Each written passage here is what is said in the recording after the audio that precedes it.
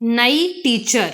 लड़कियों के स्कूल में आने वाली नई टीचर बेहद खूबसूरत और शैक्षणिक तौर पर भी मजबूत थी, लेकिन उसने अभी तक शादी नहीं की थी।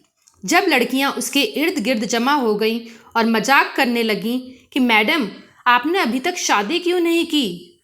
मैडम ने दास्तान कुछ यूं शुरू किया। एक महिला की 5 बेटियां थी। पति ने उसको धमकी दी कि अगर इस बार भी बेटी हुई तो उस बेटी को बाहर किसी सड़क या चौक पर फेंक आऊंगा। ईश्वर की मर्जी, वो ही जाने कि छठी बार भी बेटी ही पैदा हुई और पति ने बेटी को उठाया और रात के अंधेरे में शहर के बीचों बीच चौक पर रख आया। माँ पूरी रात उस नन्ही सी जान के लिए दुआ करती रही और बेटी को ईश्वर के सुपुर्द कर दिया। दूसरे दिन सुबह पिता जब चौक से गुजरा तो देखा कि कोई बच्ची को नहीं ले गया है। बाप बेटी को वापस घर लाया, लेकिन दूसरी रात फिर बेटी को चौक पर रख आया। लेकिन रोज यही होता रहा। हर बार पिता बाहर रख आता और जब कोई लेकर नहीं जाता तो मजबूरन वापस उठा लेता। यहाँ तक कि उसका पिता थक गया और ईश्वर की मर्जी पर राजी हो गया।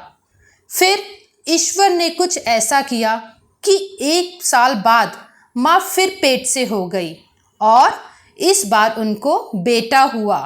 लेकिन कुछ ही दिन बाद बेटियों में से एक की मौत हो गई। यहाँ तक कि माँ 5 बार पेट से हुई और 5 बेटे हुए, लेकिन हर बार उसकी बेटियों में से एक इस दुनिया से चली जाती।